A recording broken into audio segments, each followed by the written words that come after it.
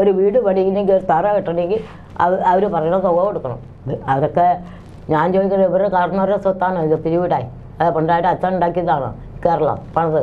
Governor Arif Muhammad ഖാനെതിരെ M മണി പരിധിവിട്ട അധിക്ഷേപ പരാമർശം നടത്തിയതോടെ governor സർക്കാർ പോര പുതിയ തലത്തിൽ. നിയമസഭയിൽ നയപ്രഖ്യാപനം നടത്തണമെന്ന് ഗവർണർ വ്യക്തമാക്കിയിരുന്നു. മണിയുടെ പരാമർശം ഒറ്റപ്പെട്ട സംഭവമാണെന്ന നിലയ്ക്ക് രാജ്ഭവൻ കാണുന്നില്ല. നേരത്തെ മന്ത്രിമാരടക്കം മോശം പരാമർശങ്ങൾ നടത്തിയപ്പോൾ ഇതിന് പിന്നിൽ മുഖ്യമന്ത്രിയാണെന്ന നിലയിലുള്ള പ്രതികരണമാണ് ഗവർണർ നടത്തിയത്. മണിയുടെ വാക്കുകൾ ഇങ്ങനെയായിരുന്നു: ഇടുക്കി ജില്ലയിൽ ഗവർണർ പ്രവേശിക്കുന്നത് പിറപ്പ് പണിയാണ്. വ്യാപാരികൾ ഗവർണർക്ക് പൊന്നുകൊണ്ട് പുളിശ്ശേരി വെച്ച് കൊടുക്കുന്നത് അംഗീകരിക്കാനാകില്ല. ജനങ്ങളുടെ വികാരം മനസ്സിലാക്കണം. ജനങ്ങളുടെ ഭാഗമല്ലേ കച്ചവടക്കാർ. അവർ പുതുതായി വന്നതല്ലല്ലോ. ഈ നാറിയെ പേറാൻ നിങ്ങൾ പോകേണ്ട കാര്യമില്ല. മണിയെ കടത്തിവെട്ടുന്ന തരത്തിൽ CPM ജില്ലാ സെക്രട്ടറി വർഗീസും പ്രതികരിച്ചിട്ടുണ്ട്. അതിനിടെ ഇടുക്കിയിലെത്തുന്ന ഗവർണർ മറിയക്കുട്ടിയെ സന്ദർശിക്കുമെന്നും റിപ്പോർട്ടുണ്ട്. LDF ഇടുക്കി ജില്ലാ കമ്മിറ്റി രാജ്ഭവൻ മാർച്ച് നടത്താൻ തീരുമാനിച്ച ജനുവരി 9 വ്യാപാരി വ്യവസായി ഏകോപന സമിതിയുടെ പരിപാടിക്ക് ഗവർണർ തൊടുപുഴയിൽ എത്തുന്നതാണ് മണിയെ ചൊടിപ്പിച്ചത്.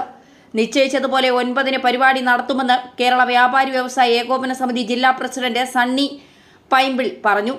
എങ്ങനെയും പരിപാടി മാറ്റിവയ്പ്പിക്കുകയായിരുന്നു മണിയുടെ ലക്ഷ്യം. ഈ സമ്മർദ്ദത്തിന് ഏകോപന സമിതി വഴങ്ങിയതുമില്ല. ഇതിനൊപ്പമാണ് മറിയക്കുട്ടിയെ കണ്ട് സർക്കാരിന് മറുപടി നൽകുവാനുള്ള രാജ്ഭവൻ ആലോചന. ഇക്കാര്യത്തിൽ ഗവർണർ തീരുമാനമെടുത്തിട്ടില്ല. സുരക്ഷാ പ്രശ്നങ്ങൾ കൂടി പരിഗണിച്ച് മാത്രമേ തീരുമാനിക്കൂ.